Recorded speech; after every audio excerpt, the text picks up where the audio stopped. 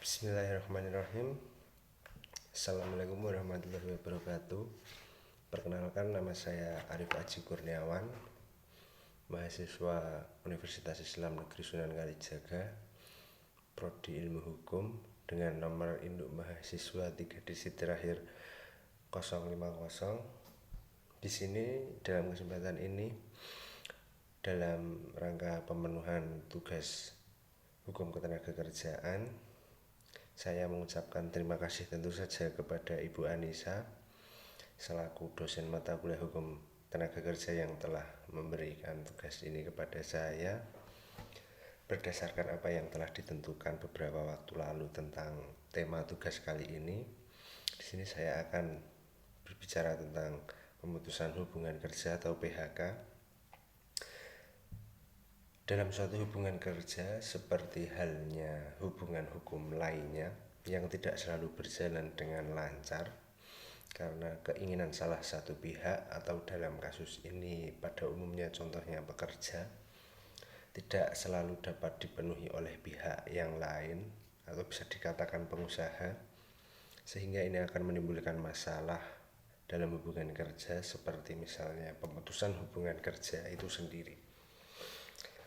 Berdasarkan ketentuan pasal 1 angka 25 Undang-Undang nomor 13 tahun 2003, definisi dari pemutusan hubungan kerja itu sendiri adalah pengakhiran hubungan kerja karena suatu hal tertentu yang mengakibatkan berakhirnya hak dan kewajiban antara pekerja atau buruh dengan pengusaha. Kemudian ada pun jenis-jenis PHK. Ada 4. Yang pertama, pemutusan kerja demi hukum. Pemutusan hubungan kerja ini terjadi biasanya berbentuk pekerja atau buruh meninggal dunia, pensiun, atau permohonan perusahaan untuk mem-PHK buruh atau pekerjanya ditolak oleh pengadilan hubungan industrial. Yang kedua, pemutusan hubungan kerja oleh pengusaha. Kemudian pemutusan hubungan kerja oleh pekerja, kemudian pemutusan hubungan kerja oleh pengadilan. Kemudian ada pun faktor yang menyebabkan pengusaha melakukan PHK terhadap pekerja atau buruh menurut Undang-Undang nomor 13 tahun 2003, antara lain adalah pelanggaran kerja, peraturan perusahaan, dan perjanjian kerja bersama itu dilanggar. Kemudian ketika pekerja atau buruh melakukan pelanggaran berat, kemudian pekerja ditahan pihak berwajib, kemudian karena perubahan status perusahaan, karena perusahaan tutup, kemudian pekerja terjerat kasus pidana, kemudian kasus yang begitu berat karena ulah pekerja itu sendiri yang kemudian menyebabkan ia terjerat kasus pidana, kemudian perusahaan pilot, dan yang terakhir adalah pekerja mangkir dari pekerjaannya.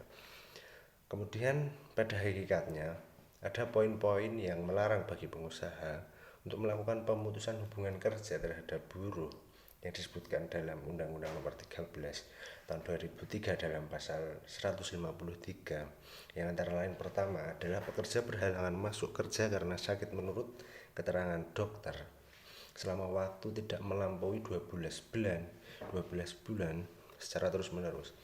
Yang kedua, pekerja berhalangan menjalankan pekerjaannya karena memenuhi kewajibannya terhadap negara sesuai dengan peraturan perundang-undangan yang berlaku. Kemudian yang ketiga, pekerja melakukan ibadah yang diperintahkan oleh agamanya.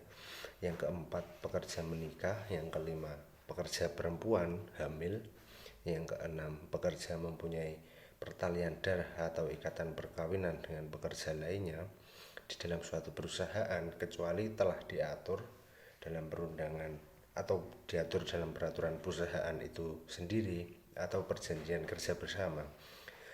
Yang selanjutnya, pekerja mendirikan menjadi anggota dan atau pengurus serikat pekerja. Pekerja melakukan kegiatan serikat pekerja di luar jam kerja atau di dalam jam kerja atas kesepakatan pengusaha atau berdasarkan ketentuan yang diatur dalam perjanjian kerja, peraturan perusahaan, atau perjanjian bersama. Yang kemudian, pekerja yang mengadukan pengusaha kepada pihak yang berwajib karena mengenai perbuatan pengusaha yang melakukan tindak pidana kejahatan. Perlu mengingat, dalam hal ini pekerja, pegawai atau buruh itu sendiri telah dilindungi haknya dalam Undang-Undang Nomor 13 Tahun 2003 serta PP Nomor 35 Tahun 2021. Dalam hal ini Undang-Undang Nomor 13 Tahun 2003 tentang Ketenagakerjaan dalam pasal 156 ayat 1 menjelaskan, dalam hal ini jika terjadi pemutusan hubungan kerja, pengusaha diwajibkan membayar uang pesangon atau uang penghargaan masa kerja atau uang penggantian hak yang seharusnya diterima.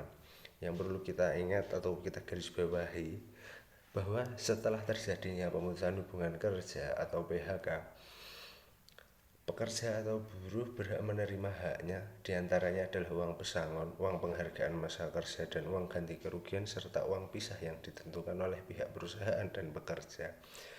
Berapa besarnya hak-hak tersebut tergantung pada besaran alasan-alasan dari terjadinya pemutusan hubungan kerja atau PHK tersebut.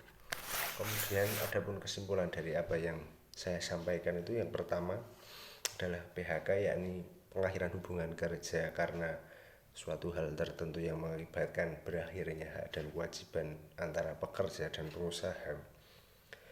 Artinya harus adanya alasan atau hal tertentu yang mendasari pengakhiran hubungan kerja tersebut. Kemudian PHK itu ada jenis-jenisnya, ada berbagai macam. Yang selanjutnya, bahwa setelah terjadinya pemutusan hubungan kerja, pekerja atau buruh itu berhak menerima haknya, diantaranya adalah uang pesangon, uang penghargaan masa kerja, dan uang ganti kerugian serta uang pisah yang telah ditentukan oleh pihak perusahaan dan pekerja. Kemudian berapa besarnya hak-hak tersebut itu tergantung pada bentuk alasan-alasan dari terjadinya pemutusan hubungan kerja itu sendiri. Dan yang terakhir dan yang paling utama itu adalah proses PHK juga harus berdasarkan etika.